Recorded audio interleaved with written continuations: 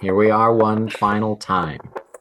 6 months ago, the Northwest set sail. A crew that barely knew each other, a respectful but harsh captain chartered by a failing and desperate company to do the impossible, find a new passage from realm space to Kryn space.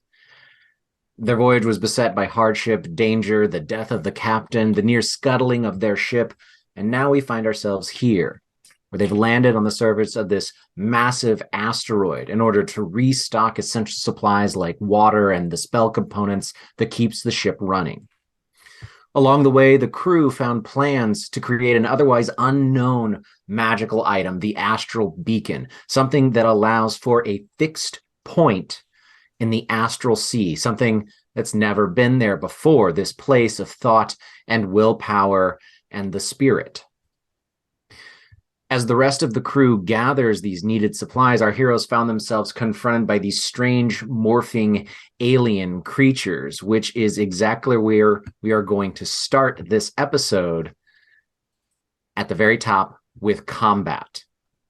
So we've already rolled our initiative. Everything has happened. The slithers themselves are acting first. Now, when the crew first encountered these strange snake-like, insect-like creatures, there were just two of them. They were small and curious and bird-like, and they accidentally sort of stabbed Lockridge. When Lockridge threw a rock at one of them, they made this loud sound and became aggressive.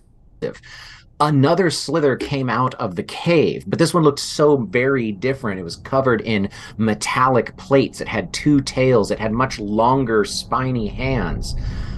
And after a few seconds, the two smaller, softer ones morphed and changed and instantly evolved to match this new creature. It seems that when a new slither enters the arena, all of the slithers take on the aspects of the new member of their brood. At the very top of our combat, we have all of our slithers are going to be acting together, and then we'll move into our players' combat. But we have our slithers. One slither closes with Ruin, and between Ruin and Lockridge. The other slither here now pincering Lockridge in will roll its attack as its long spiked claw slashes out at Lockridge. For a 9, I'm going to guess that misses.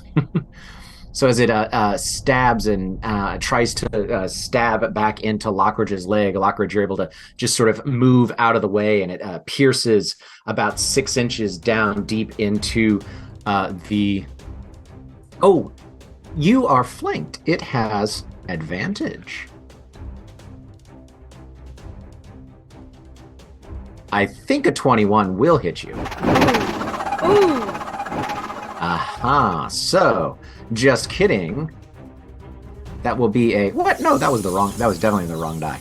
1d6. No, he doesn't roll a d20 for his damage. I'm very sorry about that. So no, he does lash out and stabs his now metallic. It was sort of bone colored, but it is now this metallic spike that it jams into your leg for 6 points of damage. The one behind will attempt to do the same to Ruin, but it does not get advantage against Ruin and rolls a natural 1. So as it sort of comes up at you, it sort of just jams its pincer down into the dirt and seems to get it stuck for a moment before breaking it free, sending dust everywhere and snarling at you. It's right. The first one kind of closes and it doesn't make quite all the way to you, Lockjaw, as it closes and then rears back almost like a cobra and then spreads its arms wide, and the sunlight and the starlight glints off of the metallic things. They still retain their original color, so the ones that you first encountered are sort of pinkish. This one is sort of bluish, so you can kind of tell them apart, but they do look almost identical now. That actually takes us to Ruin's turn. Okay, so the one that just took a swipe at me, as it missed and hit the ground, I'm going to immediately try and dump a firebolt into its face. Absolutely, go for it. To hit. What did I get? That's 22 to hit. Absolutely. Roll damage on that. You just blast it right in its, you can kind of tell where its face is. It has these 3 pairs of eyes on each side.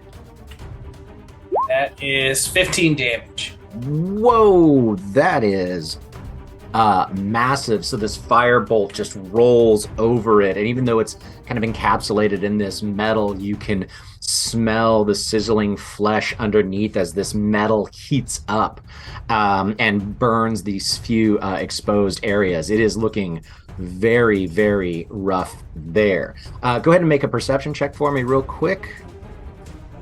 Let me... skills.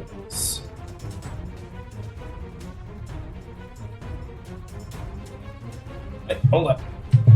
Working with a minimized D&D Beyond. Oh, that's fine. And if you need me to roll anything, like we said, Nick is gaming live from PAX, so it's a different setup. If you need me to roll something, just tell me. And it was perception?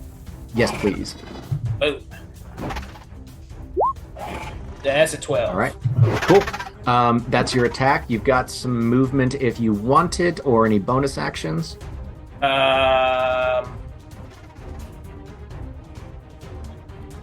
Probably, let's see, can I just kind of move around it so it's no longer flanking Lockridge? You can't quite squeeze between it and Lockridge, no. Okay, so I will just, move a little bit closer around it, but stay in combat range. Sure. Yeah, is that right good? There? Yep. Right there? All right, fantastic. Some other stuff happens that you are unaware of, and that takes us to Lockjaw. okay. I want to attack this one with my booming blade and my slashing flourish, which means if I hit, I can spend a bardic inspiration to also get this one. It's not highlighting, but the yellow one. So I'm gonna move up a little bit here. You're moving up? Okay. I'll move up. I'm gonna just squeeze myself in. Yep. All right. Let us do the booming blade. And did I hit? Oh my god. No, 5 that's a 5. It just skids right off of its metallic back. Yeah, okay. I think that's pretty much all I can do.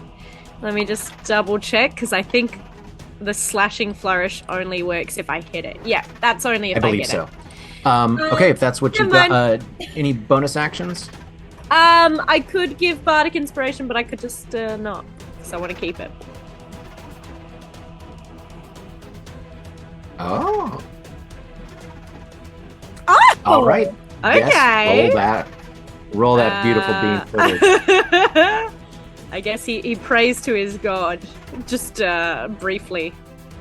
There it is. Oh my god! Oh, It's a nine! unfortunately, it still doesn't land. Oh, I knew I should have picked a religion.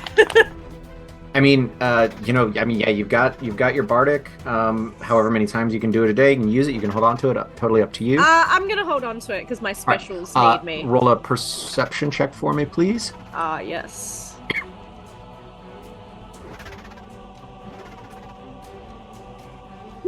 Ooh. Ooh. I get inspiration. No. Fantastic. I'll make you re-roll your persuasion. No. No, this actually works beautifully. So as you reposition yourself and you turn, and you've got these two cuts, slash, and they spark off of this thing's back, you see, a mile or so away. I don't know how many kilometers that is. I'm an American. You see about a mile or so the distance to the ship. You can see the rest of the crew is busy putting everything on there. Now that you've clocked that they're still loading up, next turn, in lieu of your attack action, you can take an action to try to figure out how long the ship needs you guys to keep these things busy so that they can because remember, you need water and the materials to make the ship run. If you leave before you have enough, you're not going to make it to Kryn space. But to sit and do that math in your head, you're going to have to play defensively. You won't be able to take the attack action. So it's up to you if you want to sacrifice it. Alrighty, that will take us to Lockridge.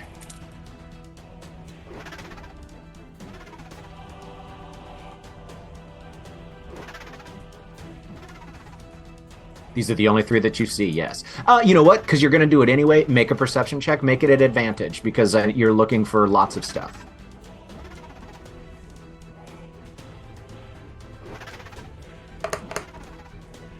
Low.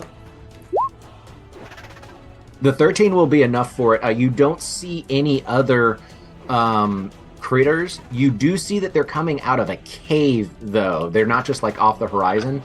You also clock this stuff that's going on at the boat. Since you've done that before you've taken your action, if you do not take an attack action, you can sit and do the mental gymnastics to figure how long you need to keep these things busy. But it's a trade-off. All right.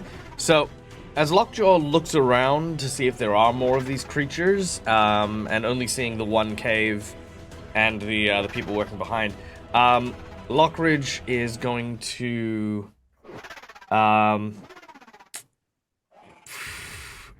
Lockridge is going to not want to get into a drawn-out fight. All right, listen, everyone. You need to help too. Start moving back while you're fighting. These creatures, as many of them there might be, we need to take up a better defensible position.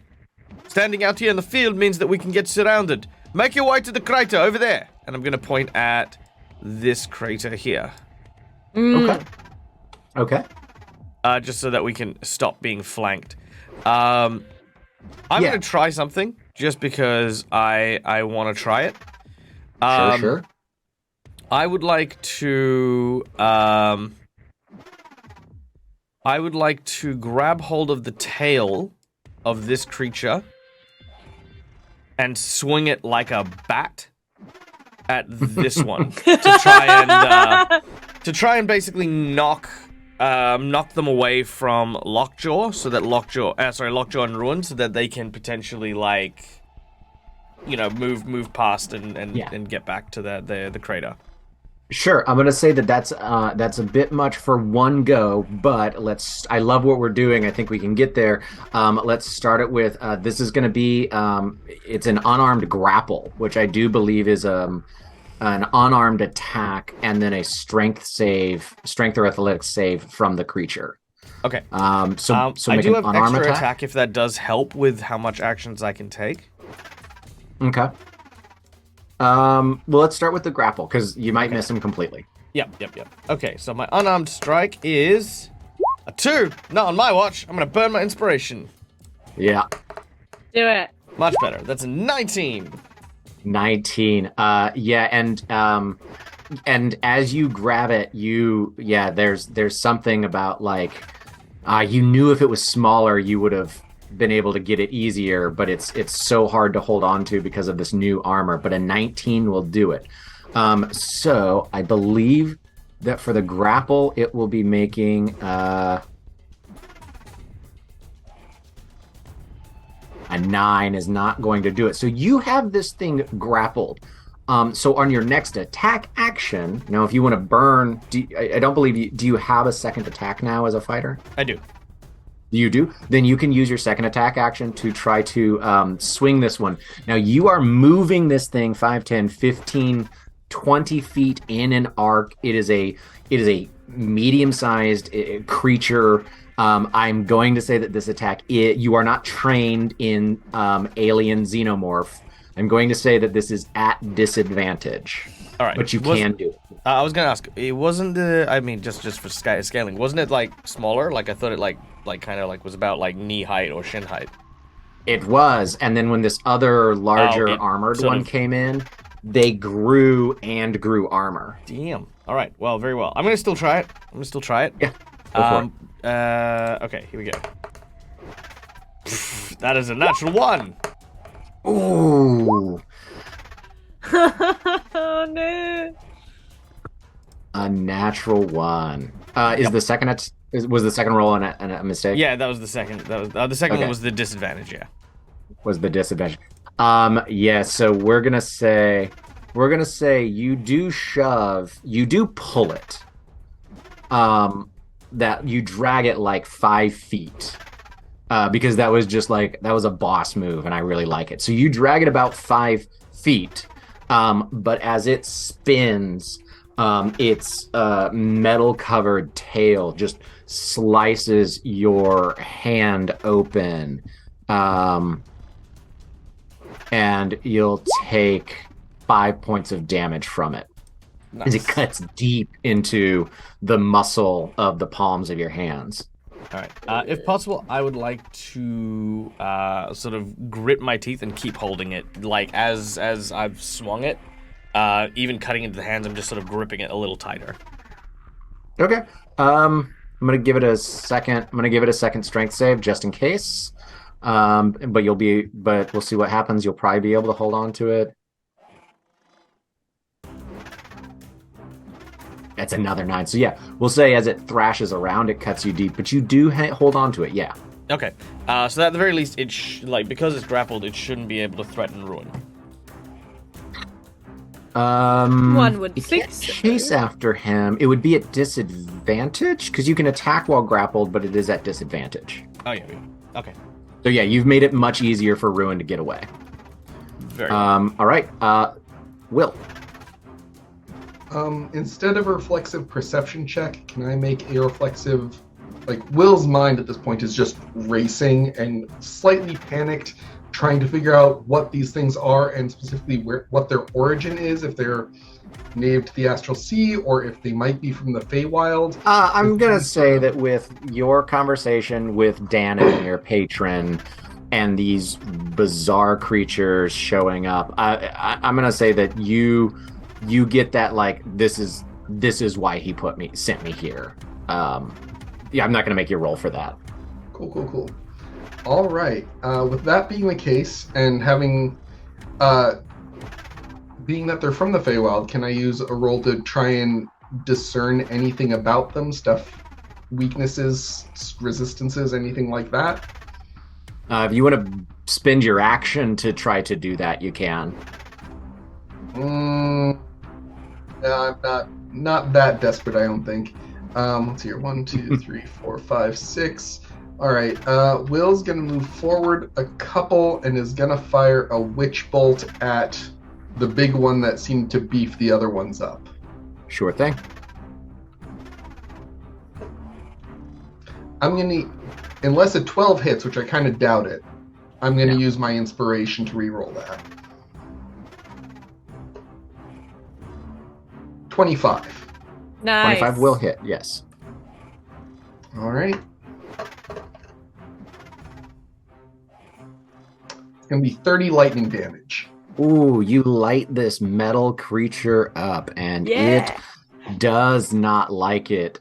You see it sort of sizzling and the electricity arcing off of it, and it rattles those metallic spines and lets out this like just horrible screeching sound as it sort of like bunkers down defensively at something that was able to hit it that hard. Yeah.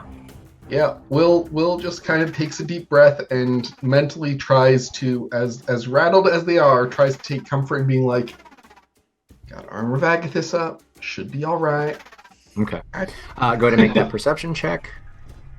Perception check? Oh, this should be fun. Perception. That's going to be a 9. Okay, yep, you're pretty focused on this thingy. Yep, absolutely. All right. That takes us. Wait, does Will not go towards the crater?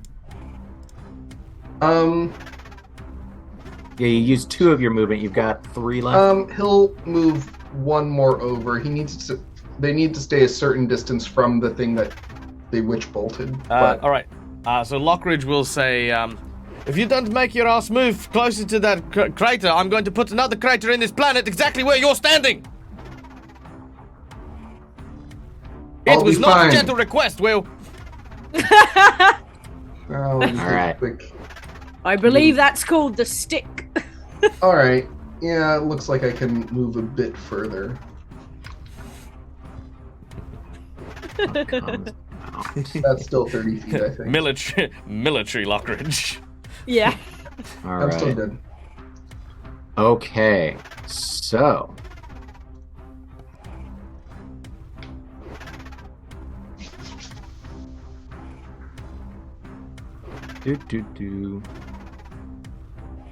Out of the cave, you see one of these slithering creatures, but instead of their long spear-like arms, these ones have a membrane that attaches from the end of the arm, and instead of crawling out, there's one that comes flying out of the cave. Oh no. And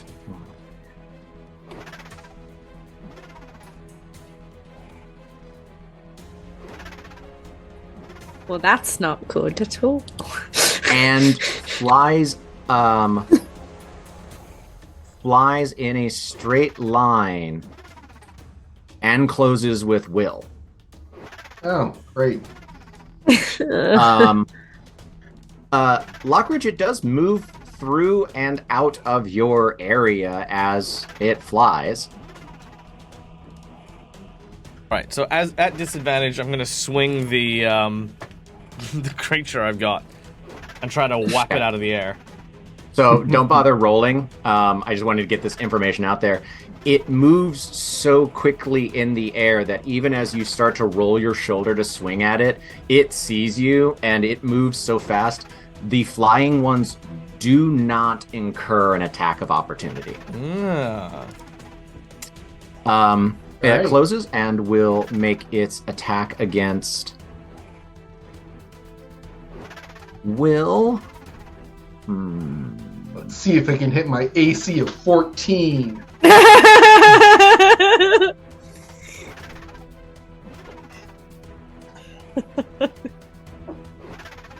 think it did.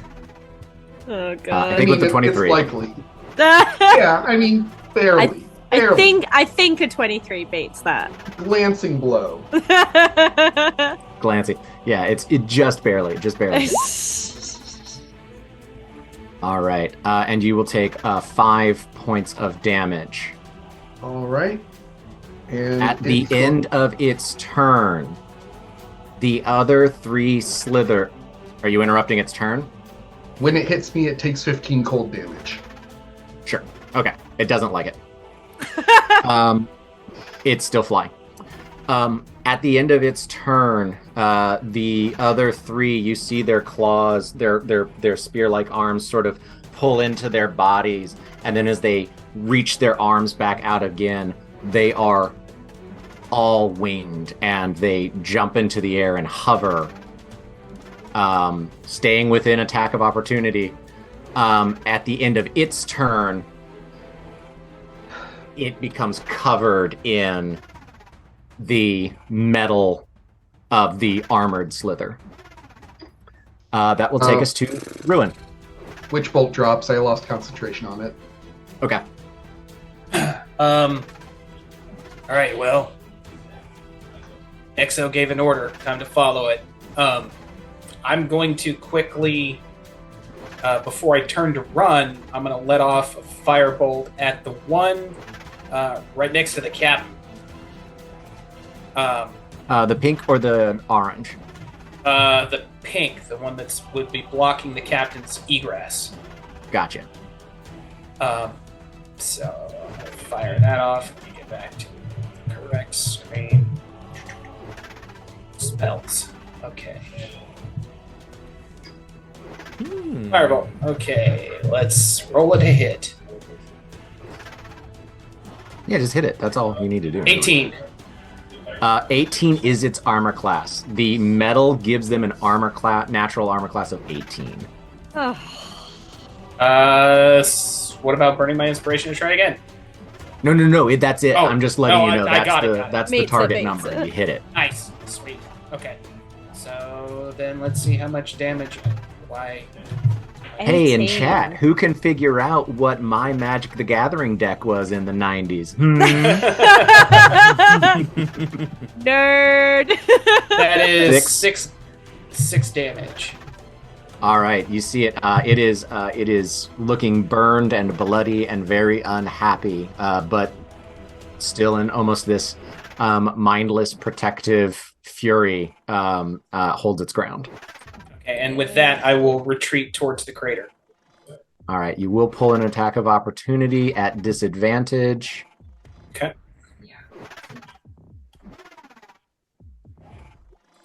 16. I believe 16 still catches you.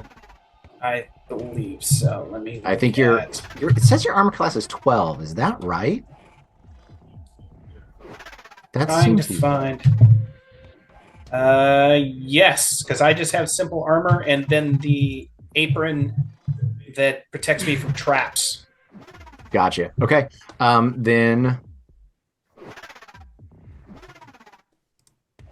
Then as you roll, this thing sort of lances down and stabs you in the shoulder for 5. Oof.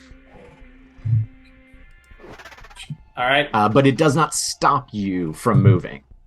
Okay, then I will get into the crater. All right. There you go. Make your perception check.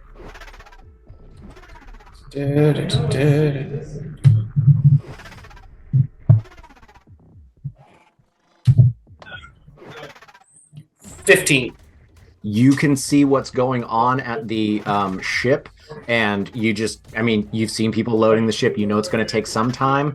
You can choose to sacrifice an attack action in order to figure out exactly how long they need before the ship can take off and have enough stuff to get you to your destination. Okay. So it would be sacrificed on the next round. On your next round, you can sacrifice an attack action, unless someone else does it and calls it out. You don't have to, but it's the trade-off to do the mental gymnastics. Yeah. Alrighty, that takes us to Lockjaw. Yeah, so this math you speak of Yes. figuring out the ship, can I do that and still move? Yes, you may, and you can do it in either order. Yeah. Okay, I'm gonna start heading towards the crater. All right, everyone, fall in step, because we're gonna need to keep these things at bay. And then I'm just, I guess, gonna quickly crunch numbers in my head as I run. Yeah, so as you're running, regardless of how far you get, because you are going to take 2 attacks of opportunity. Yeah. As you go. And that's fine. It is going to take a minimum of 3 or 4, you're not sure, more rounds before they're loaded up with what will just barely get you to Kryn space. The longer the better, but it's going to be at least 3 or 4. All right. Here's our first attack of opportunity, the one from the original armored one. This is not at disadvantage, but it's a natural 1. Okay. This is the other one is being grappled still by Lockridge, so it is still at disadvantage. So just a quick question: the scanning, does that mean she can't disengage? Both of those will miss. Okay. The disengage is an action. Well, I said your attack action, so you could have disengaged, but they all missed you anyway, so it doesn't matter. Sweet. Yeah. Disengage is a rogue's ability. I don't believe bards have it. Oh, okay. Yeah, I don't know. Everyone can take it just as a normal action. Rogues can do it as a bonus action. Yeah, that's what I thought. But you didn't get hit, so it doesn't matter. Yep. Sweet. All right, Lockridge, that takes us to you. You are indeed in the thick of it. Okay. Lockridge is noticing the attack pattern that these creatures are working for. Sorry. I'm sorry. Let me. I'm sorry. Lockjaw. Do you share the information about the ship as you run? Yeah. Okay. We gotta hold them down for 3 more rounds. For a little bit, yeah. You all are aware that it's a minimum, that is 3 or 4 rounds. Okay, sorry, Lockridge, go ahead. No, that's okay. Just for some like, I don't know how much mental gymnastics I can do, but holding them for 18 seconds when they're, like, a mile away from us, is there any reason why we shouldn't just be, like, bolting now as opposed to, like, holding this ground for, like, 18 seconds? You're, you're gonna need that 18 to 25 seconds. Let's just call it 18 to 25 seconds. You need to hold them here that long before you guys start doing your mile sprint back. Okay, right. Okay, sweet. All right. I'm going to. I'm going to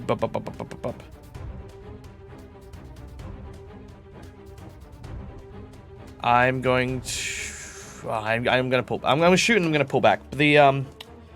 What I'm going to say here is, all right, listen, you have to kill the flying one first. That one is too quick. If we wanted to retreat, that one is going to be right on top of us, okay?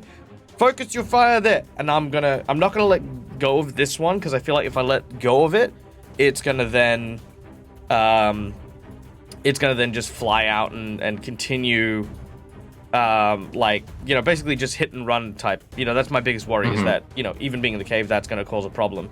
If we can kill this thing, I'm hoping that their wings disappear. Now, I want to maintain the grapple and then use my extra attack to use my shotgun and just point blank, just straight down. Okay. Is the, the one you're holding? You're shooting the one you're holding? Yeah. Actually, no, because that'll be a disadvantage. I'll go for the one behind me. Is your shotgun two-handed? Ooh, actually, that's a good point.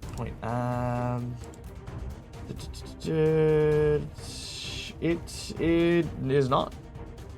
Okay, so yeah, you can Terminator 2 style, just turn around and sawed-off shotgun this guy. Yeah. Absolutely, go for it. All right, here we go. Ooh, that's a 16.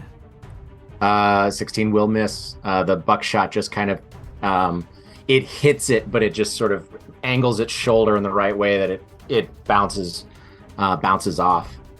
All right. Let's see. And I am good. Oh, I just realized I didn't give any of my guys their turn. Just the flying one. The other one should have taken their stuff, but go ahead and finish your things out.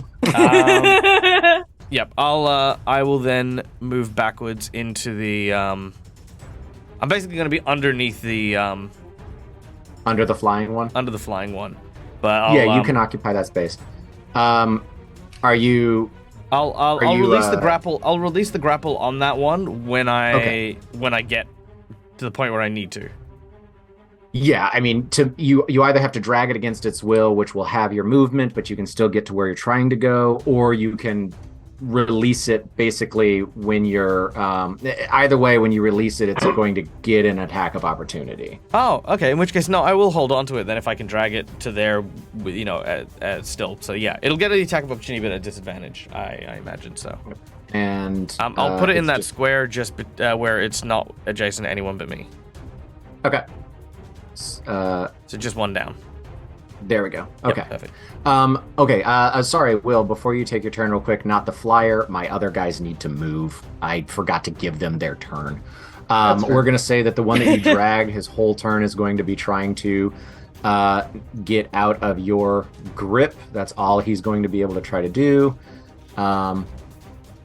With a 9, he does not do so. Another one will.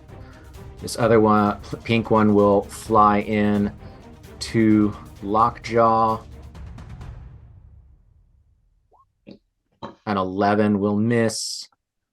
Woo! And the original armored guy will fly in here. And it actually is perceiving Lockridge as the largest threat. And Certain it was coming for me. I'd say that's pretty fair. Come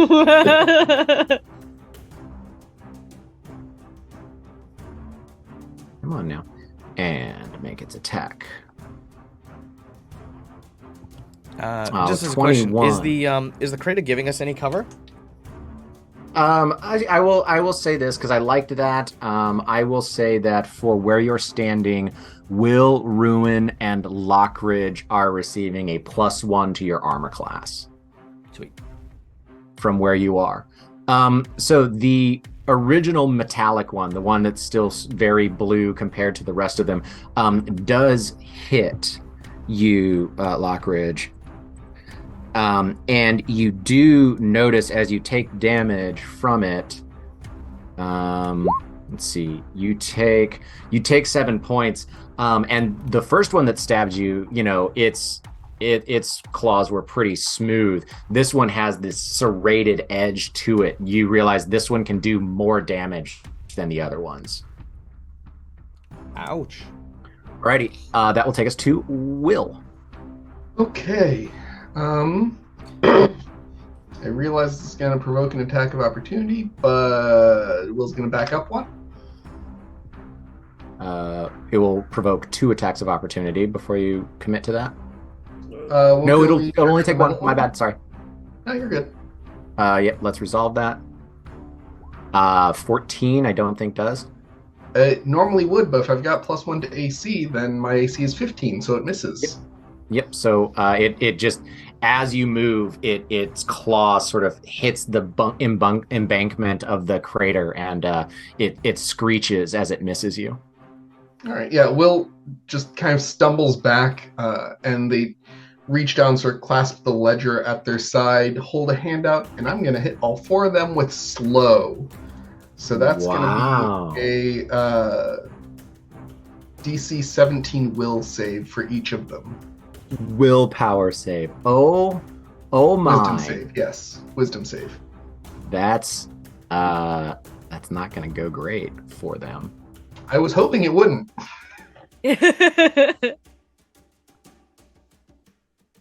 But any that fail have a -2 penalty to AC and Dex saving throws. They can't use reactions. Their movement speed is halved, and they can only make an attack or an action or a bonus action, not both. And if they have multi-attack, they can only make 1 attack. All right, they are all slowed. It's actually really weird. It's almost like when you watch like a hummingbird in high speed, like they are still staying aloft, but it's like they're flapping their wings at half the speed that they were. They are all affected by slow. Yes. All right, and with that, Will is going to take one more step back. I know that it takes them out of the crater, but it also takes them out of attack range of the flying one. So, yep. And that will be, no bonus action, so that's going to be Will's turn. Okay. That brings us up. You all feel a tremor and a rumbling of the ground, like a very small scale earthquake. You feel it. That's what you feel. And then appearing at the mouth of the cave.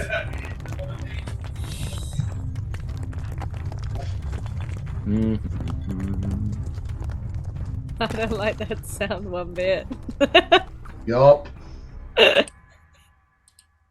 You see another one of these. You haven't seen this before. They're smaller. They're still a medium-sized creature, but they're smaller, and they almost look made of crystal. And there's these dancing lights that are sort of inside their body as this one comes out of the cave. Now it... Hey guys, my being a little goofy. I have to reload the page. Keep reloading the page over here. Let's start see. Killing some of these. Well, we're trying, but the first thing that came out boosted their AC to 18. I don't know about you, but... Hey, it's back down to 16. That's true. I feel like there was a time where we could have avoided this whole thing. Look. Alrighty. It stabbed me first. I want to point this out. I did nothing. I looked at it. It looked at me. I left it be. It stabbed me in the knee. By merit of the ancient law of it started it, I Yes. suppose. Yes, Yes, maritime law. Okay. This one, as it gets closer, you see that light sort of build up inside of it.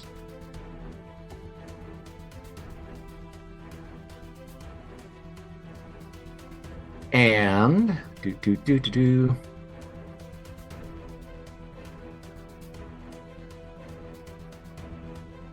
Oh, sorry, that's not what happened. That's my bad.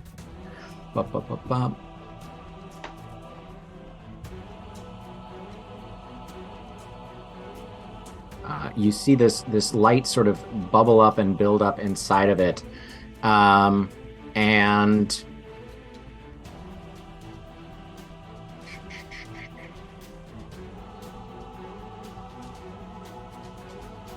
I just got to be able to see everything that's going on here. Lockridge, I need you to make an intelligence save. Intelligence save, eh? Alright. That's something that you're good at, right? That's 15. That will not succeed. And you will take...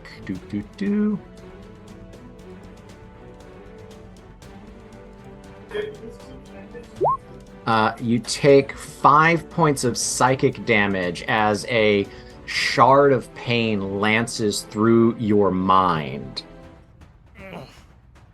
And I need you to subtract 1 from your next saving throw. Very well. Oh. All right. That spell. I've just moved this blue one just for ease of seeing your character. It's still we'll say it's still just hovering right above you.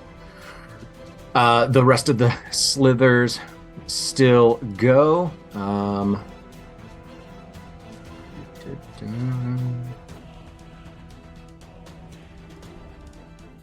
2 of them will be attacking Lockridge, the original flyer, and the original armor.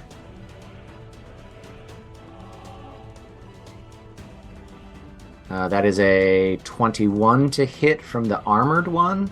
Yep.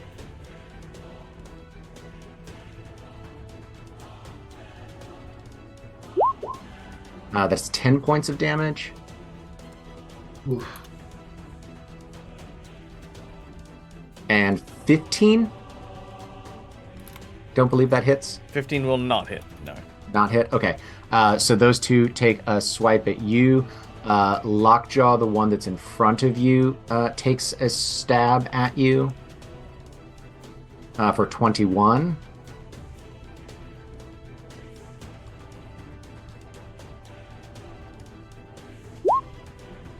You take 8 points of damage. Oof. And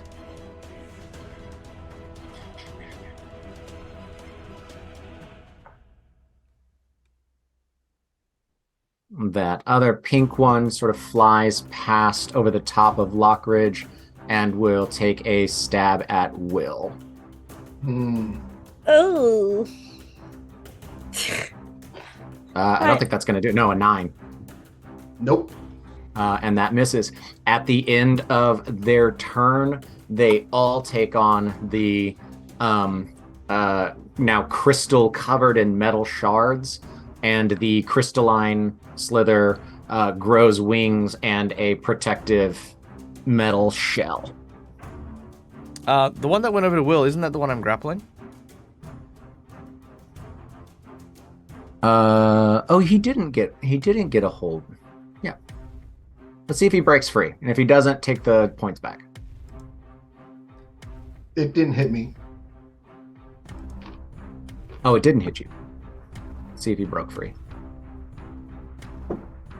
It's a 20. I think that's you can make a contested strength check. Can I make an athletics check?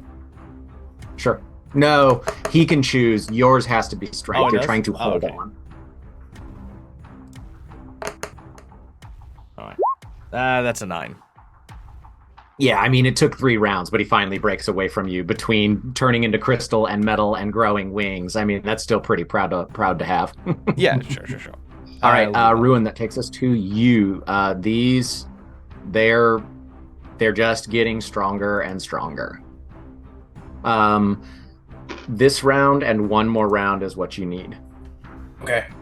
Or you know this round, it may be one more. You're not sure. We need something for these things to focus on so we can make a mad dash for it. I am going to pull out some tools and some bits and bobs I keep on myself. I'm going to craft an Eldritch Cannon. All righty. Where would you like to place it? Let me go back to that map and then do the zoomy zoom. I believe you can place it within 30 feet of yourself. And it can act this turn. Yeah, right there is good. Okay. And then have it just fire at the one that the flyer that's right there. All righty. You want to roll that? Where on the sheet? Let me expand it. 1 second. Is this the flamethrower, or the ballista, or the protector? The protector, I believe, gets temporary hit points. Yeah, probably the ballista. Okay, so that's a ranged spell attack. So you make a ranged spell attack at a creature or object within 120 feet, and they take 2d8 force damage. In addition, we also, all of us, gain 2 inspirations from our audience. One from McClover and the other from the Phoenix Path. Thank you so much, guys. Woo! Thank you. So to hit +6. So just roll a d20 +6. D20 plus 6.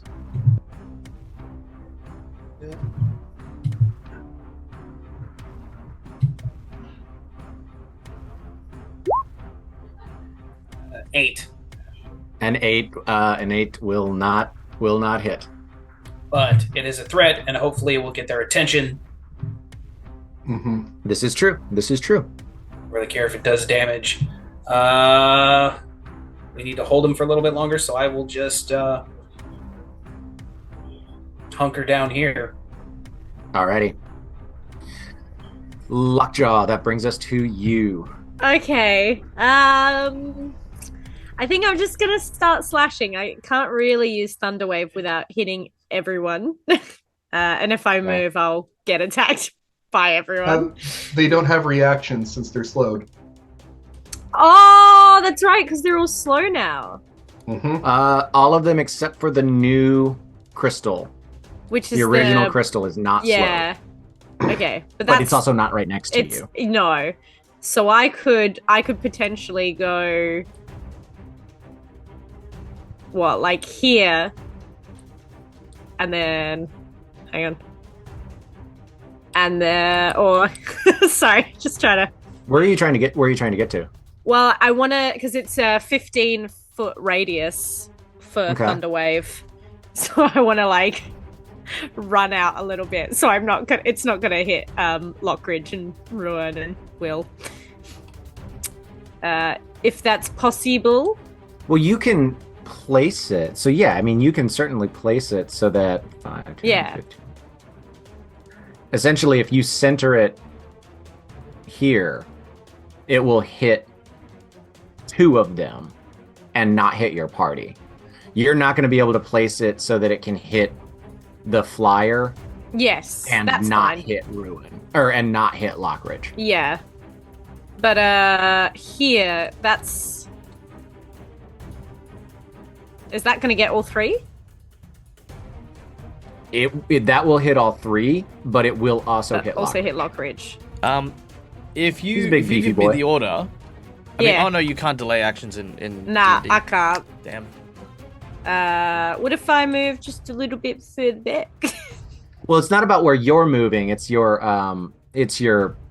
the cone of the thing. Yeah. If you're hitting him, you're also hitting Lockridge. If it's a 15-foot radius. Yes. Yeah. But this still gets. Doesn't it still get these guys? Yeah, that hits everything but the flyer and Lockridge. Yeah, that would. Cool. All right, let's give it a go. I haven't used Thunderwave in like forever. Sure, go for it. All right. Hey, we just got a raid. Yay. So they need a DC 13. It hits. Yay! It hits all of them. That's It will that's hit all of them. Roll that. 21 thunder. Is this Nice. This is a spell? Yeah. Third Counterspell. level. They have counterspell? Counterspell. They have a mage. Counterspell. I don't have Okay, counterspell. so there's 2 very interesting things that are about to happen. Great. Because I have a very specific homebrew rule for counterspell Fun. that the players know about or knew about 2 months ago. So I need, first of all,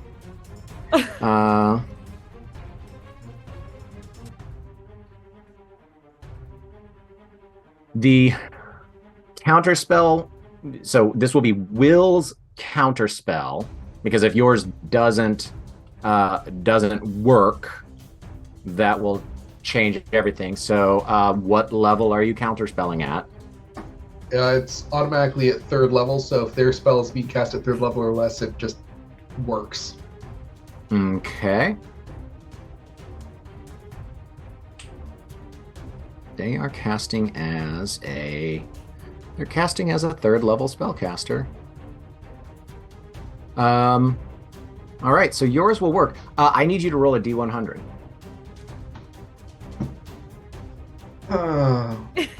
Is Grant about to take over again? No. No, this Roll is a your new D100, guy. and then I'll explain That for is the a 9. audience as well. So, in the clashing of magical energies, this is my homebrew for counterspells. In the clashing of magical energies, because a counterspell and a counterspell, but energy cannot be created or destroyed. That energy, that magical energy, has to go someplace. And so, whenever anyone makes a counterspell in my games, we roll on a magic surge chart. So,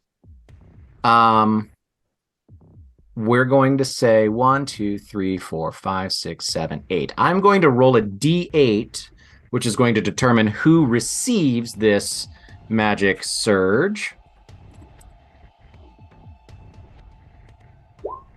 1, 2, 3, 4, 5, 6, 7, 8.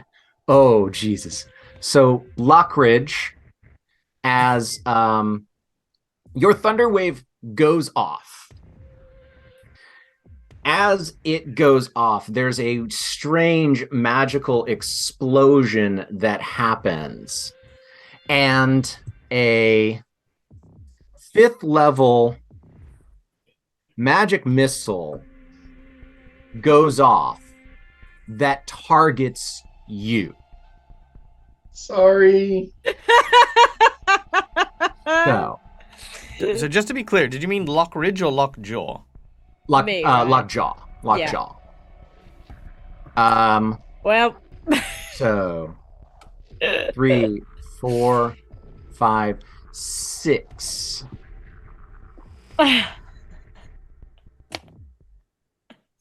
Just 6 damage? No, 6d4. At 5th level, I think it's more than that. We get 3, and every level over 2 it creates 1 more dart. How about we not So will at 5th actually level, this? it would have 6 darts. You You take here- 18 points of damage as a magical explosion occurs, and then just you are bombarded by these little magical darts that perforate your body. Oof. All right. Go ahead That's, and roll your damage for Thunderwave. I think it pre-rolled. Yeah. Oh, it did. 21. You're 21. right. It was 21. Oh my. Bring the thunder. I mean, it might have been worth it as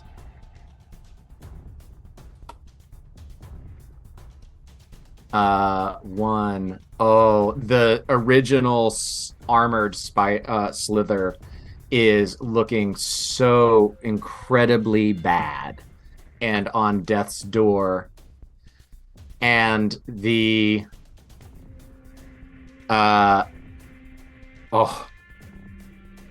as is the original flyer that is... Oh, no, it doesn't catch the flyer. Doesn't catch the flyer. Nope. One of them crumples and dies and reverts back to its original worm-like self. The crystalline one reels and is very unhappy, and the original armored one is just almost dead.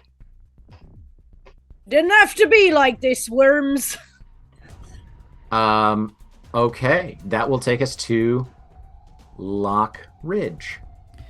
All right. Now these guys can't react, so I'm gonna scurry over here-ish. All right. Now the armored one looks super injured, right? Yes. All right. Death's door. With how far the flyer is. No, that's fine. I'm just gonna. You know what? No, I'm not even gonna move. Okay. I'm just gonna whip out my gun. Yeah. And I'm going to start blowing holes in people. Okay. Okay. First attack against the armored dude. That's a 16. I'm gonna use my inspiration. One of them on this one. That is a 6. Can I use my last inspiration on this, or do I have to? You can burn them. You Let's can do burn it. them all day long. That's fine. Let's do it. Burn them all day long. We still got 45 minutes of game The left. 16 should hit. Wow. 16 should hit because they were 18 minus 2 because of slow. Oh, were they? Oh, right. I forgot about slow. Sorry. In which case, could I retract the 2 inspiration usages? Yes, you can hit it on the 16, which should have been your first roll. It was my first roll, yeah. In All which right. case, let me read something really quickly. Yep.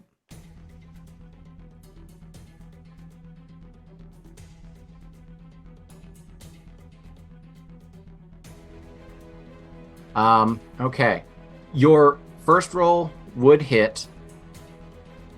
Excellent. Would hit the crystalline creature. The light inside of it shines. and on its reactions casts silvery barbs. Didn't it already Where the use target- its reaction to try and counterspell? It did. It did. Then I You're flip right. it, the biggest of GIF middle fingers. It did. Okay, so roll your damage. 11 points of damage. 11. The metallic one, you blast a hole through it, and it drops dead. All right. Yes. Okay. Now, the next one I want to take out is the... sorry, who's more injured, the flyer or the caster? The caster looks a little more injured. All right. Well, they look about the same. They look about the same to you. Okay. In which case, I'm going to go for the flyer. Okay. I'm going to use my extra attack to shoot the flyer. Okay. Kabam! 27 to hit. A Yes! 27 hits. Go ahead and roll damage. That is 16 points of damage. All Nice. right. If it's still kicking, I'm going to burn my Astral Spark and deal an extra 3 points of damage. All right. It is still kicking. All right. So that is 19 in total. Yep.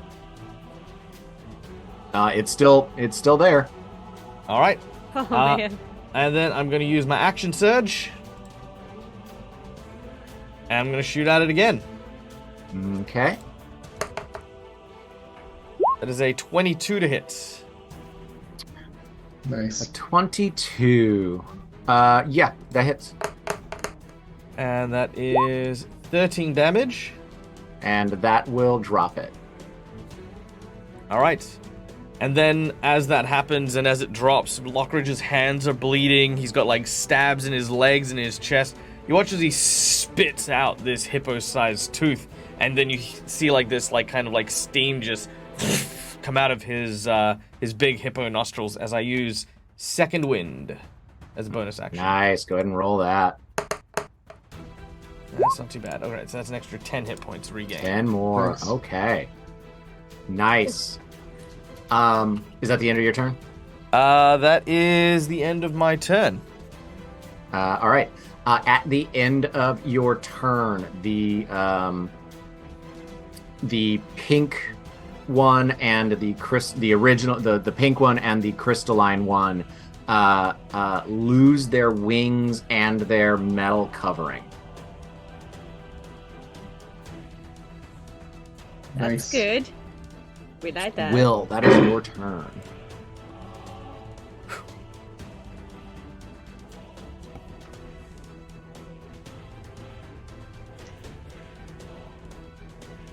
All right.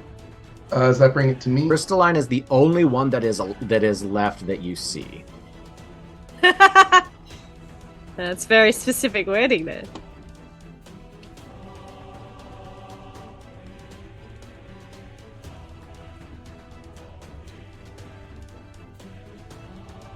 All right.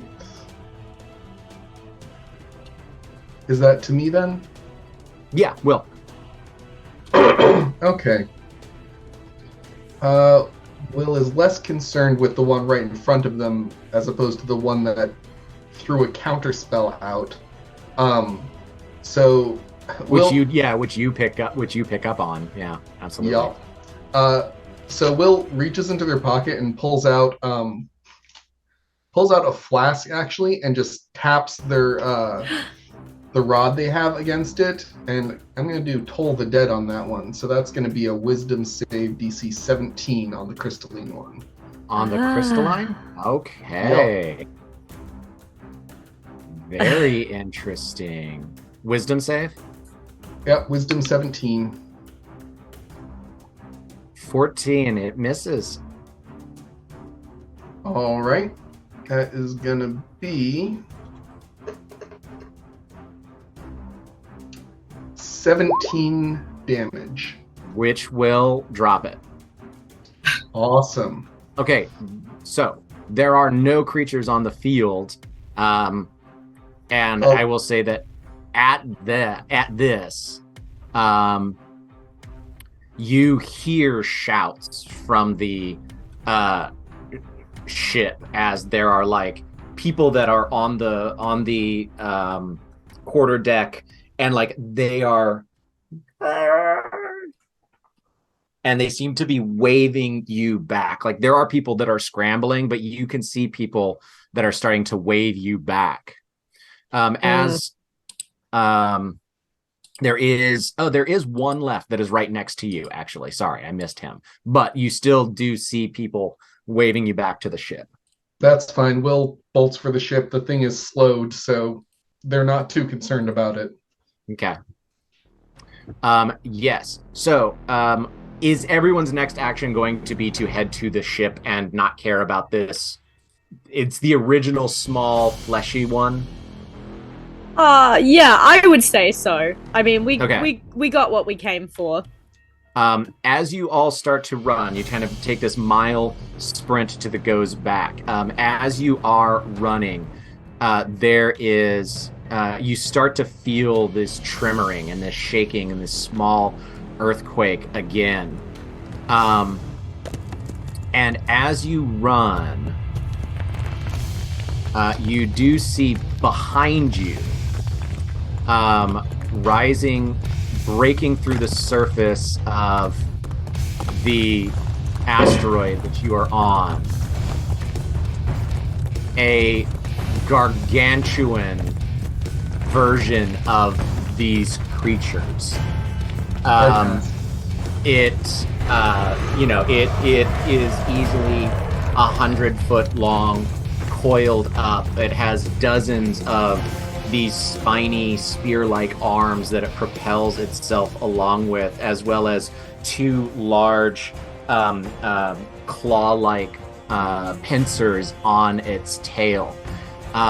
It begins to chase you, and at one point as it roars, it shakes its body as it runs, and you see a dozen smaller slithers go flying off of its body, hit the ground, and chase you.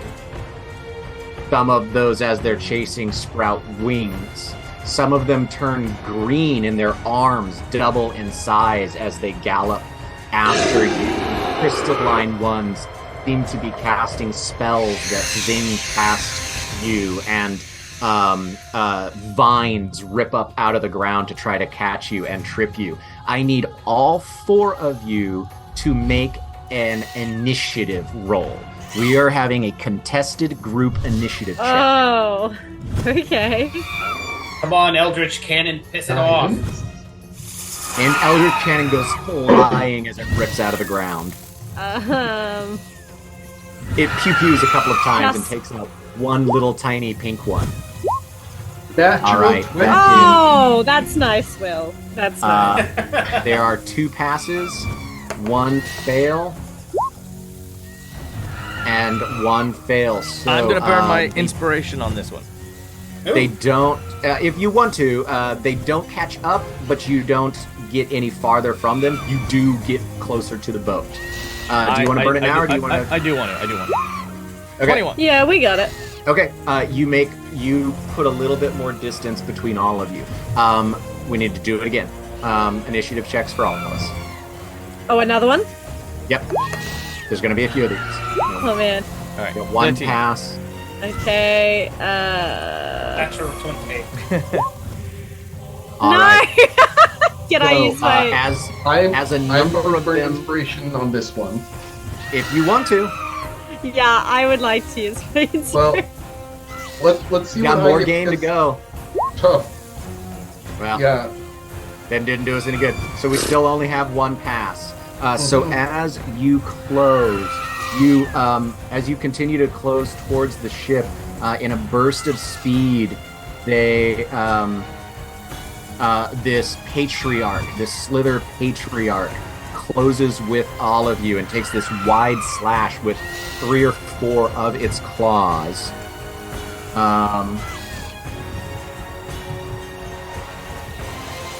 As a group, you take 31 points of damage. Jesus. You decide how to distribute it.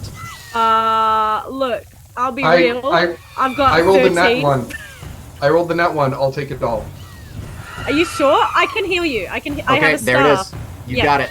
Nope, you got it. There it is. All right, initiative rolls. You are halfway to the ship. Another initiative? All right, so real quick. Lockridge is looking at this situation. I like mathematically like just how fast this thing's moving. Are we actually going to make it to the ship before this thing tears us apart? Because my thought is to maybe You're closing each round. You are closing to the ship each round. It's just how much they're closing or you're pulling away from them. Well, I more meant like getting the startup sequence for the ship going. Is there any way to communicate back to the ship? I mean, they can see what's happening. They're the ones that waved you back. They can see, because they have a higher elevation, that you're running for them. They can see that this is going. It's a good crew. You would feel confident that a second you guys jump on it's that jumping on the helicopter as it takes off thing. Okay, cool. Yep. Fire the ballistas on the ship! With no successes. As a group, you take 35 points of damage. Sorry, I didn't roll that one. Decide how it gets distributed. Oh, no, I did. Never mind. That's my next one. Again, I have 13 hit points left. I can take... you can break it up. It's 35. You can break it up. I can take a huge hit. I think we'll let's take a little bit of a hit. So I'll take 10. All right. 25 left. I can take 5. All right, and I'm doing this, by the way. I'm doing the math on your sheet, on your characters. And I can take 10. You got the other 10. Okay. Make a check. Checks. Another That initiative? was an accidental roll because you forgot fine. you'd done it. Fine. One pass. I'm gonna burn my inspiration on that. Okay. No. 11. Oh my god! Okay, with only one. I'm going to burn my last inspiration on that to see if we can avoid another one of those hits. God damn. Nope. All right. With one pass, you need to distribute. This one's not nearly as bad. 19 points of damage. You can see the ship. You can hear everybody. You can feel the thrum of the ship ready to go. You can see the thing that's glowing. All right, we got 19 points. Where are they going? I'll take 10. Okay, Will takes 10. I can take the other 9 easy. Okay. And Ruin takes 9. Will is looking very, very bad as we make another check. Oh god, I thought that was the Come last on. one. Oh! Okay. Oh no. Did anyone pass? Nah. Jesus. I need you to tell me how you distribute 36 points of damage as you jump to the ship. I'll take 6. I'll take 15. I will take 7. That leaves Sorry, 8 that's left. dodgy math. That leaves... What's it left? 8. I could take 8. Is everybody at like 1 hit point? Yeah. Basically. Somebody fire the ballistas on the ship! Whoever is not shooting these cannons, or I'm gonna hang you from the goddamn off. Keep running, boys! So as the ship takes off, I mean, everybody that was left was doing the job and then desperately trying to take off as soon as they can. The ballistas take 2 people to man them. I mean, this was just a horrible situation. As the Northwest takes off, there's a horrible splintering sound as this thing rears up and scrapes its claws along the bottom metal and wood of the hull. Crystalline flyers raise higher and higher into the weak atmosphere, slinging magic missiles and ray of frost as they clatter against the ship. Finally, some of them flying too high float off into the astral sea as the rest break back down. and return back to this patriarch deep underground that the rest of the cast does not see. Deep underground, a creature twice the size of the patriarch, large crest, glowing green glyphs all over it. The Slither Queen shifts in her den and looks around, sending a warning message to the patriarch as the patriarch comes dashing back to the hive, terrified of something other than this ship, and lets out another loud scream that even hundreds of miles away above the surface of the asteroid, those of you on the ship can hear a scream coming from within the asteroid itself. The Slither Queen lets out a scream as a tall, pale, white humanoid creature with arms that are impossibly long, a smile that goes too far back in its face, and thousands of pointed dagger-like teeth, smiles in the darkness of this thing's cave, looks at the Slither Queen and says, "Darling, I think it's time for you all to come back home." On the deck of the ship, nursing your wounds, healing up, 3 of you on death's door. Yep. I'm calling for the cleric, the 3 queen. As you all nurse yourself, 3 of you on death's door, weeks go by. You nurse your wounds carefully. You find yourself pulled towards the very edge of where you need to be. And one morning, Will, you are awoken 2 a.m. from that sense of a strange dream that wakes you up itself. And you feel a pull from the ship as this is the spot for the final beacon to be placed. From this beacon point, anybody will be able to find a 2 weeks journey to the crystal sphere of Kryn space. The engine has been primed and ready. The housing for it beautifully decorated in this runic style that Ruin has come up with. It is charged, and as you sit with this engine, you feel a pull, a hunger. Do you give into it?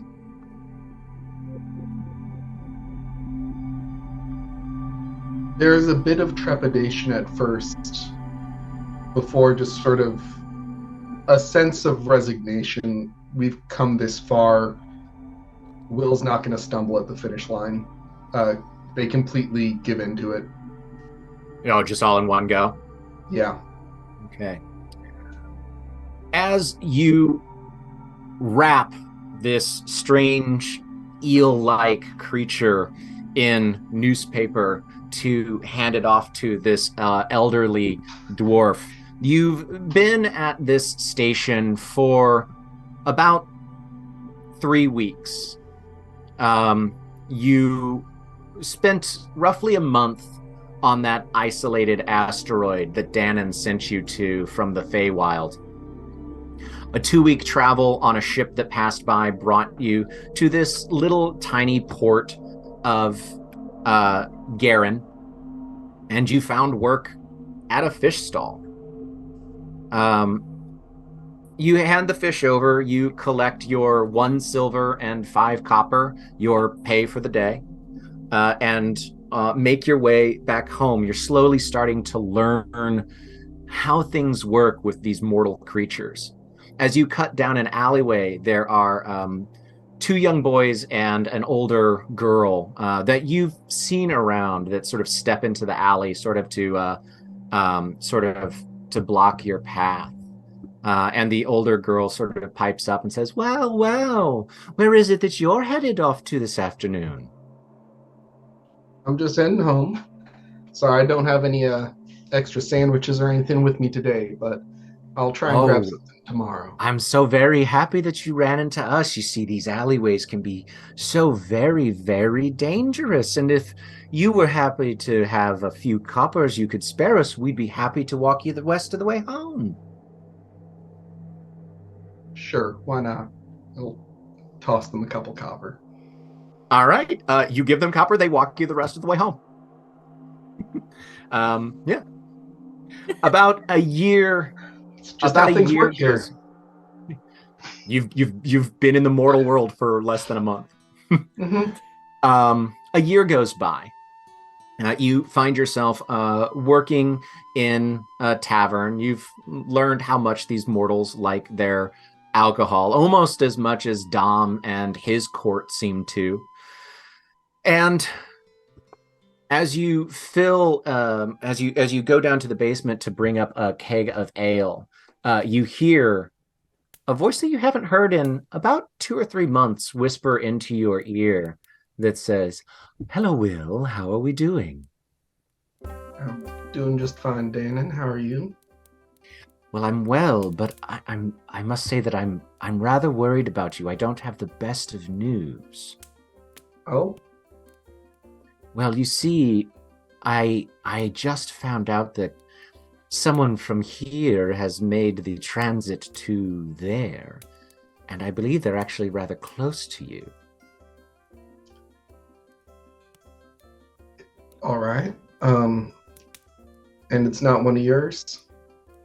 No, I'm afraid if when you see them, you'll know exactly who it is that they're from. I hate to have to say this, but it's time for you to grow up very quickly, my boy. And you feel a power surge inside of you, a magical harnessing that you've never felt before. And Danon says to you, "Now, the mortals of that realm like to call this little trick Mind Sliver, and I think that you'll find that it comes in quite handy. My boy, if this satyr makes it back, well, I'm afraid someone's going to know exactly where you are. And you don't want that, do you?" No, I don't. Can you get me out of here instead? I'm afraid that I'm not really able to get you out of. I would if I could, just things are very tied up on this end, but that's why I gave you that little gift. I think you'll know what to do with it when it comes time. And, well, you know how you used to wrap those little fishies up and throw them back, out into the stars if they'd gone a little bad? Well, you use that new gift, and then you wrap that little satyr body up and you just throw him to the stars, and I'm sure something will take care of it. Ta! Do you kill the satyr, or do you try to solve it some other way?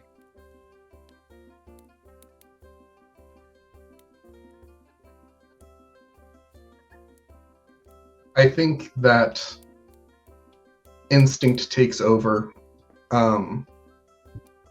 Killing is easier. Something strange happens as it's easy enough for you to find the inn where he's staying, but as you walk there, it's like you keep hearing muffled voices. Make a perception check.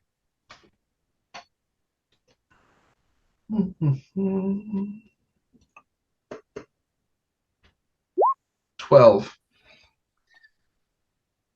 It's not coming from the buildings around you, but there's like a muffled voice or muffled voices, like they're just on the other side of a wall yelling. You can't make out what it is, and you're not sure where it's coming from. It's very weird. Sometimes it sounds like it's coming from the other side of the wall of the building you're next to. Sometimes it sounds like it's coming through the sewer grates as you walk past them, or the rooftops as you walk.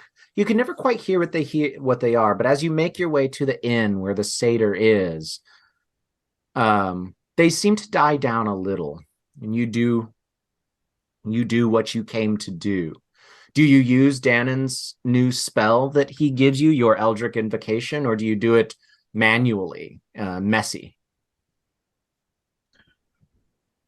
I think that it depends on if they're seen. If Make it, a stealth check. I was gonna say, if they're seen, they probably panic and use the invocation. That was almost a natural 20, but it's a 3. As you start to do it, they wake up and their hooves kick, and you hear the intake of breath of them getting ready to scream. Is Mind Sliver the only invocation or the only spell that Will's got right now, I assume? Yeah, it's your first thing that he gives you. And as the spell goes off, you hear the satyr just, and its eyes go completely bloodshot, like its eyes have burst from the inside, and a trickle of blood runs out its ear.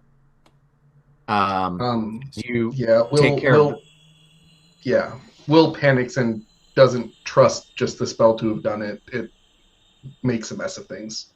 Ooh. Yeah, as you do, you hear the strain. For a second, you think you're getting caught because you hear that muffled yelling from the other side of the wall again. Our next memory jumps another 3 years forward. You've been in the mortal world for almost 5 years now. You're making your way to a place that you've heard of before, and I think that place that you think that you'll be doing fairly well. A place called Davies Station, but you're on a ship.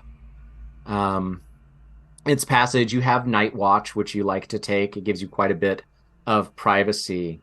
And the last few days, you've had the sense of someone watching you and someone following you, even during your shift.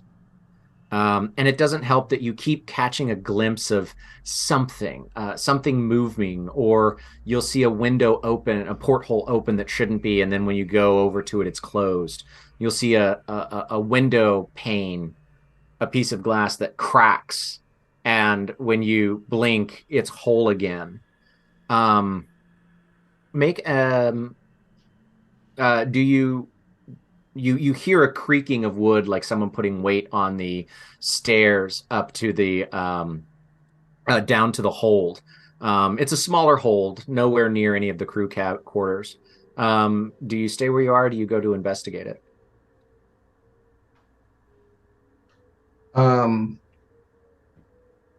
If this Will would send Prince to investigate,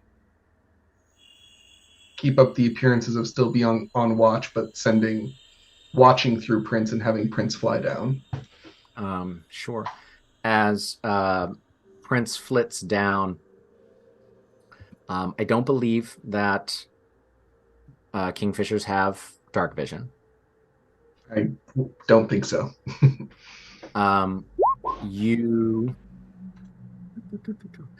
You hear a clattering, and a grunting, and Prince comes flying out of the cargo hold and just flits off to the very edge of the air envelope, chirping and tweeting, and nestles itself in the rigging of the sails of this ship. All right. Will very cautiously approach the steps. As you look down on the steps, you see a short, thin humanoid figure in the dark. And then there's a weird blurring and shifting of shapes. And then there's a sort of portly half-orc woman that you recognize from one of the other shifts that comes out of it. And she sort of starts and says, "Ugh. What?" Sorry, just making the rounds. Didn't mean to wake you. All right. And she sort of knocks your shoulder as you brush past. Make an perception check. 7. Okay. even with that 7 for as she brushes past you, but even as you stand there, like you saw someone's silhouette, and then someone much rounder and taller walked out of that room, and there's no one else down here. After glancing and seeing no one else down there, is the orc woman like walking across the deck of the ship now? She's sort of like walking, and then she stops and like looks over the edge and glances back your way, takes a few steps, looks up at the rigging, glances back your way. Is there anyone else on the deck? Just you. You're the only one that has this watch. Old person. Hold person. Immediately, old person. Will realizes the reason that the spell does not work is that this is not a person. As the changeling shifts into their gray-skinned, genderless, lithe shape, their claws elongating, mouth widening, eyes that are pure black, it rushes at you. Changeling, a fey creature.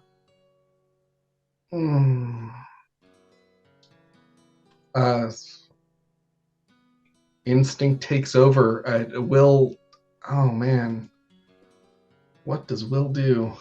As you stand there for a second trying to figure out what to happen, the boards beneath its feet buckle in, but not from its weight. It's like if you've smeared your hand across a wet painting.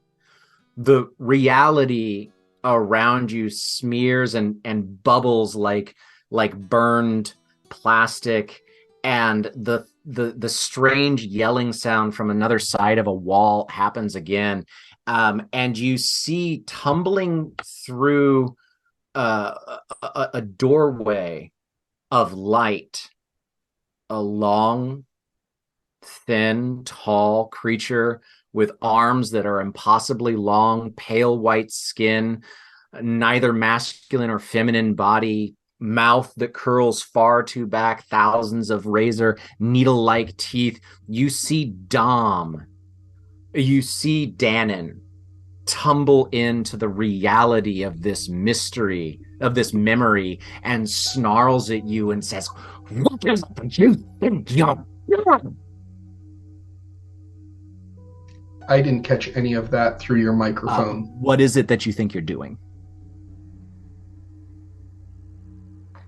Is Will outside This is not of a memory? You're in your memory. The stars have stopped in the sky. The wind and the sails of the Spelljammer have completely stopped. The strange this changeling behind it is paused mid-run as Dannon snarls and looks at you. What do you mean? I give you these gifts. I get you out of that hellhole, and you repay me by dumping the memories of what I've given into for you into some vessel. I didn't know. You ungrateful, worthless little copy. You know, if it wasn't for that human's accident of cutting down some tree that Dom liked, you wouldn't have been made. And now this is how you thank me. Will completely freezes up. Just everything about Dannon's fingers wrap as he closes, as they close their hand around your throat. Its fingers wrap around twice, these impossibly long fingers. They pick you up and bring you in close, and it snarls in your ear. Do you want to know why it is I helped you, little thing, little puppet, little wooden boy?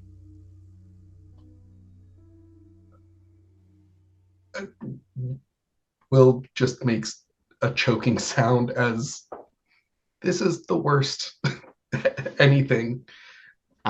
This is a nightmare. They throw you to the deck of the ship. You land sort of at the edge of this this doorway of light, as they start to talk to you. I made you so that you could go around destroying Fey artifacts. Because do you know who's going to get in trouble for what you're doing? Dom is. And Dom could possibly incur the wrath of his stepfather and mother, Titania and Oberon.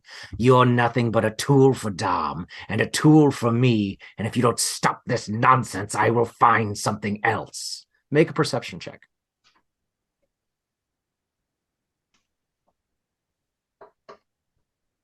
$11. You're right at your 10 was the threshold because you're there. The light pouring through the doorway is orange and blue and pink. The same metallic liquid swirls of the magic that powers the beacon. You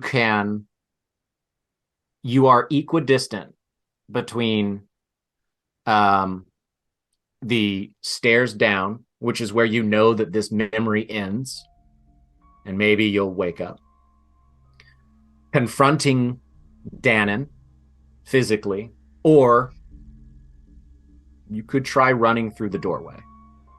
You're equidistant from those three things.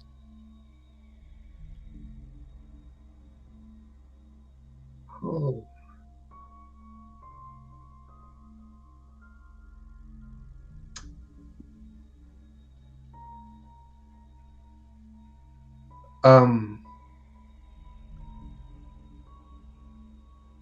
Something kind of breaks in Will, I think, hearing all of this. And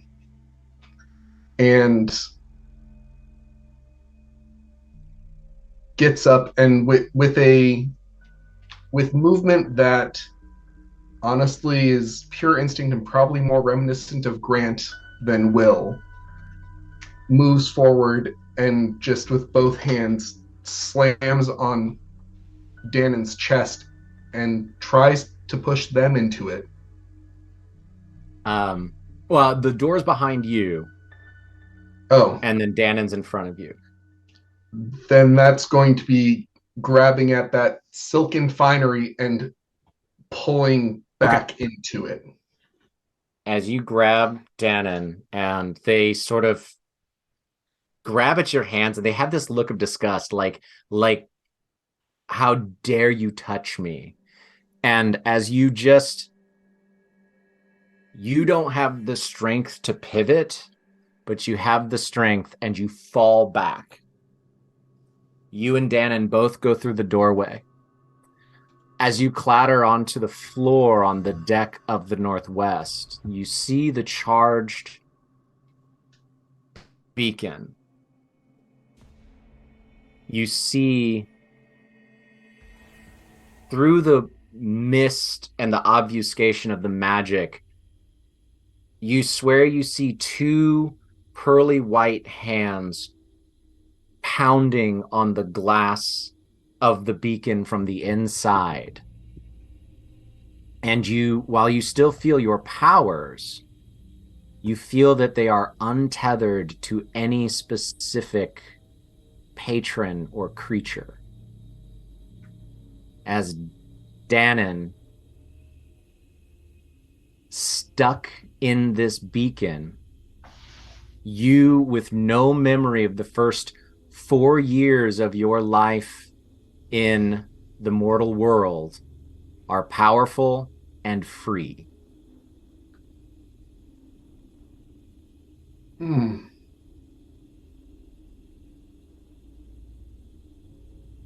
The next morning, as everybody goes about their duties, whoever throughout the day will say that the three officers are all attuned at different points to the spelljamming helm.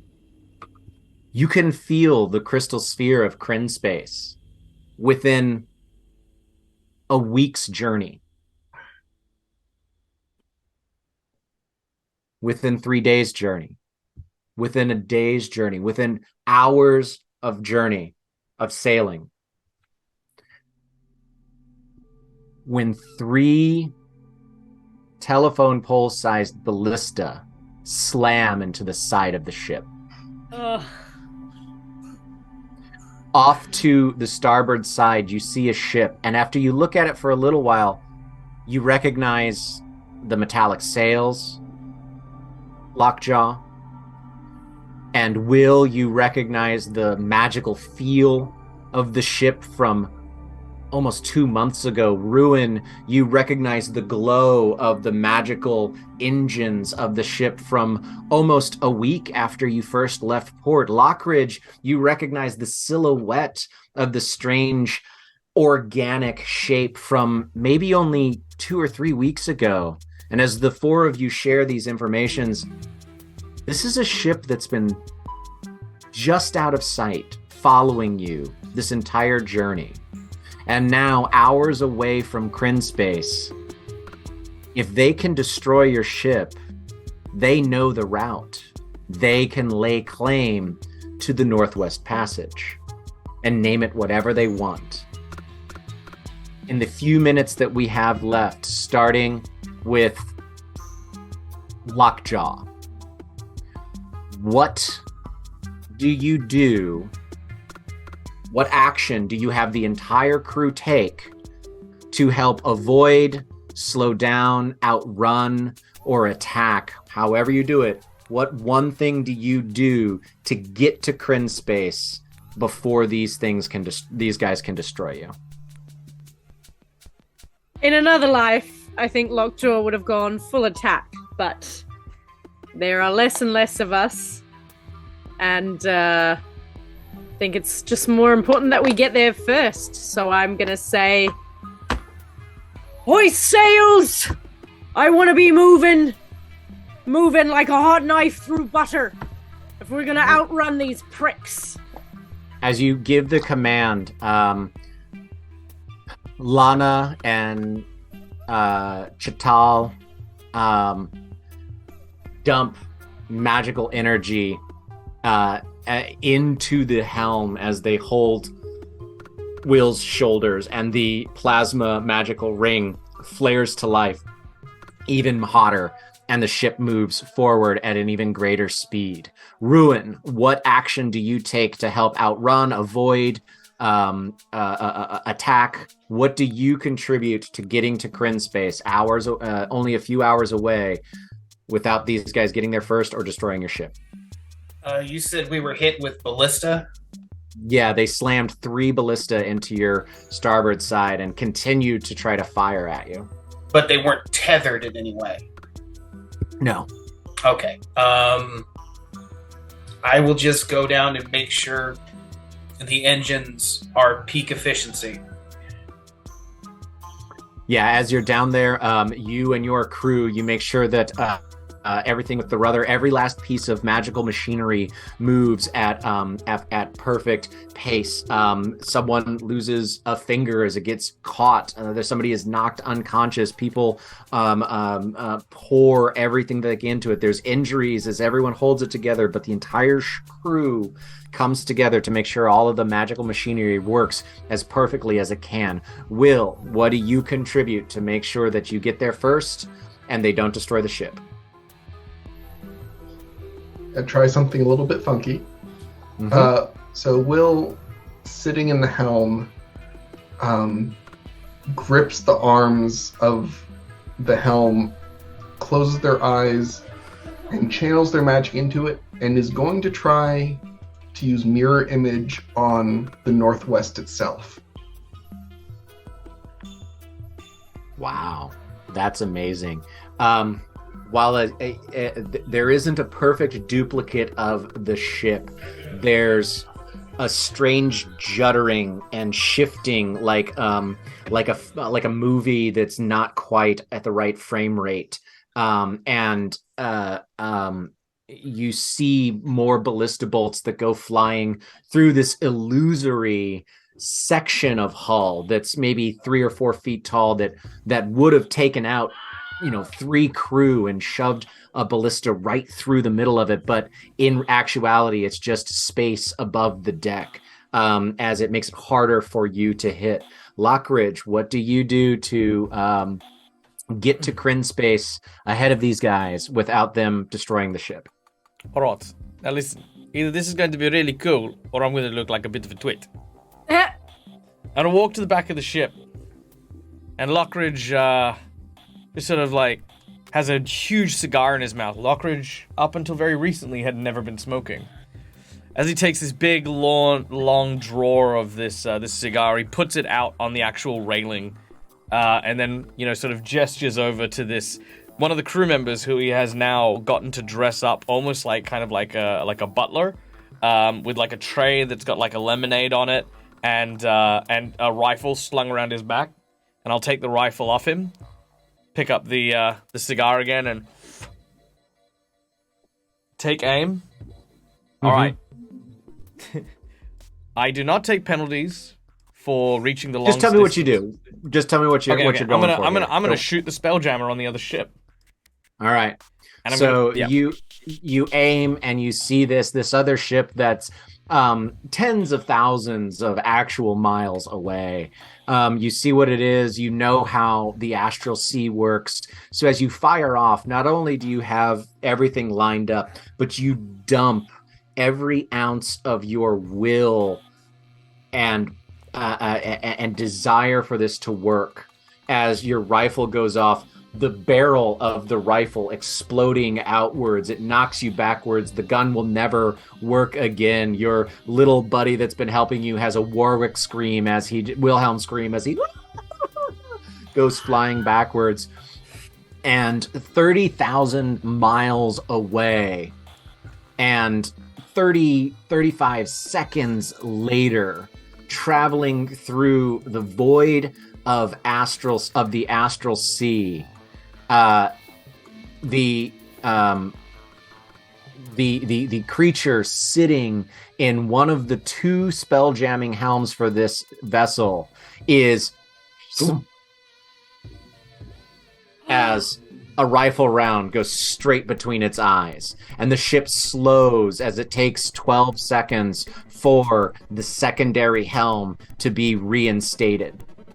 As the Northwest pulls off, slowed down and unable to catch you, the second metallic metal sailed ship pulls off to port and gives up the chase. Yes. Less than an hour later, you find yourself in the space above Kryn. 3 moons orbit a lush, beautiful planet, and a giant space station orbits one of those moons. This station of tall, thin, spiring Gothic towers and arches and stone walkways.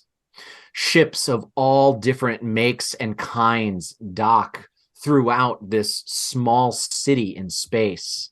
And here and there you see the light of this blue-green sun glinting off the armor of dragon riders, decked out in magical armor that keeps them and their dragons able to breathe, as the famous dragon riders of Kryn patrol the space above the station. Your ship docks. You put into port. You hand off the papers. It takes days for you to recount the tale and to fill out all of the correct paperwork to claim the Northwest Passage. Mages and sorcerers visit you to learn about this new thing, this new artifact, the astral beacon, creating a fixed point in the astral sea, something that shouldn't be able to happen. You were showered with fame and wealth from what you've collected along the way. You all see the dividends that the Northwest Passage should pay. Manors, castles, small kingdoms in a few years is what each one of you from the captain to the lowest deckhand will be able to afford. But that's for the future. Now, the four of you find yourself in a shop, in a little shop called Miracle Michael's Messages. For Miracle Michael and his staff of mages know one spell, message. And this is what they do. Sending messages. Now, anybody on the prime material plane, that's easy. Outside of the planes, they have no guarantee and there are no refunds if the message is not received. So, starting with Lockridge, where would you like... I was gonna say, can I just imagine for a second that every day this small shop starts with Michael stepping out and going, "They called us mad, they did," having a whole wizard tower dedicated to the message spell. "No one would ever want this," they said. "Who's laughing now, mother?" Yes. Oh, and he laughs in a very, very nice silk and gold threaded robes. Absolutely. But Lockridge, you have 2 spells of message at your disposal, roughly 50 words. So we'll say, a paragraph. Who would you like to send it to, and what do you say to them? I'm going to send a message to the previous captain's next of kin. Okay. Whose name I remember clearly. Captain Growl. Captain Growl, that's it. No, yeah. I meant the person. It was their brother. Named yes. Growl has a sister. And her name is Brawl. Yes. All right. It is with a heavy heart that I have to send this message to you to inform you of your sister's passing. Aboard the Northwest, we set out on our journey with the captain at the helm, facing dangers that were numerous and many very insurmountable. And while a good many lives were lost, none had borne the weight of your sister. She served dutifully, honorably, and we would not have been here if not for her strength and her leadership. I'm sending a portion of the dividends that I've received from the successful charter to yourself to use as you would see fit. It seemed only right, given how much was taken and sacrificed. Yours sincerely, Lockridge. Okay. Nice. Very nice.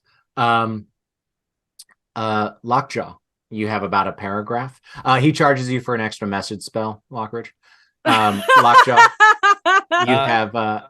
you got about a paragraph. Who would you like to send a message to, and what do you say to them? Most of the people in my life are on this very ship, but if anyone can get a message out, it might be to my dear old mother. Who, unfortunately, I am probably older than, what with being half, or being an adopted half-orc. They live in the astral sea, so they don't age. So you physically are older than your mother at this point. Yeah. And, yeah. All right. Mother, I will always be thankful for you picking up a screaming green baby, taking him in. I'm afraid I weren't a very good son, but I'm a pretty damn good captain. And as I sail to the end, I say my goodbye, knowing you won't join me. But know that I had a fantastic life. That's what I say. Very nice.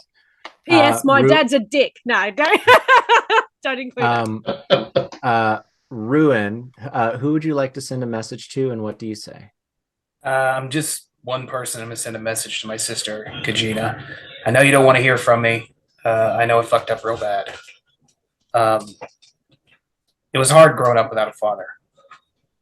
So I stepped up and I took responsibility, and I understand what that cost me in the long run.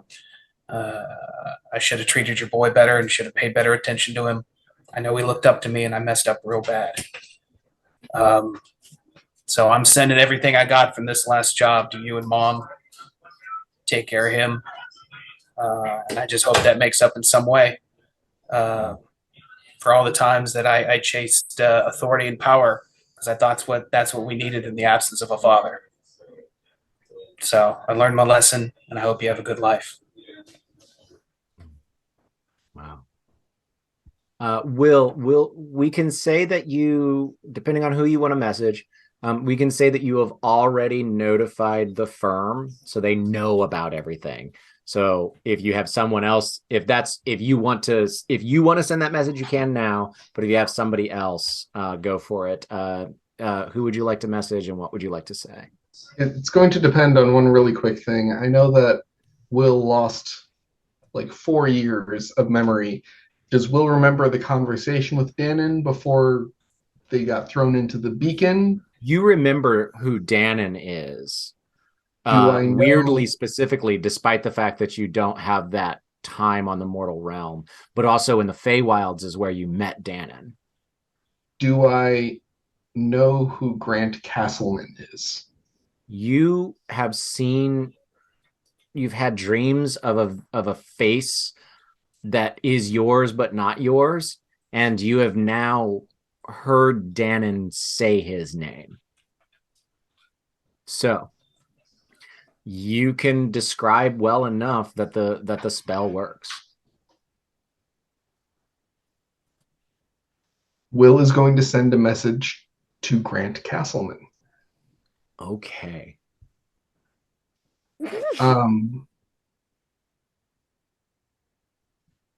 Grant, you don't know me, and hopefully you never do. There was a time that you made a very powerful enemy in the Feywild by the name of Dom.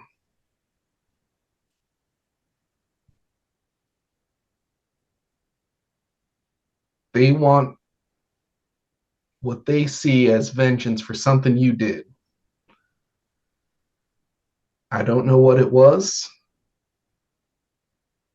but you should try to make that right.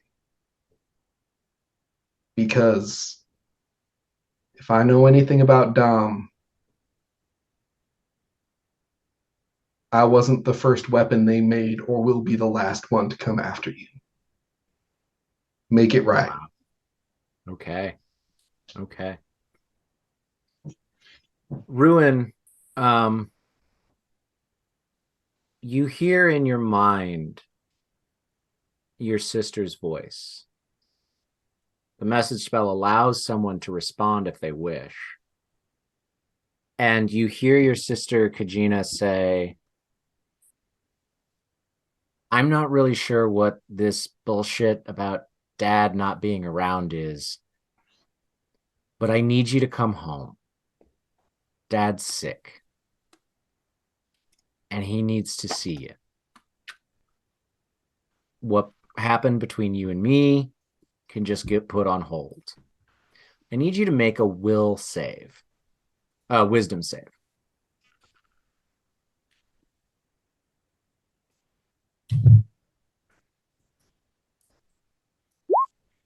That's an 11.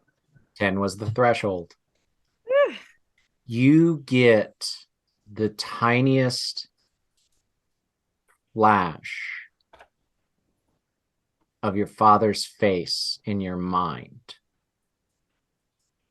And you don't know who it is for a second. And then you do. And then you're very confused. As we fade out on the adventures of the Northwest, our camera cuts to a scene of the astral sea. The very first beacon that was placed, filled with the memory of Ruin's father, stripped from him in order to make this magical artifact of immense power work. As Ruin starts to remember who his dad was, the beacon flickers and shakes. And in the space of the astral sea next to it, a long, thin tear in reality rips. And iridescent green and purple claws push their way through the tear in reality and rip it just a little bit farther as an inhuman pair of eyes blink, and this creature, not human, not fey, not of our reality, begins to try to pull itself through into our realm. And that is the end of the Flight of the Northwest. Woo!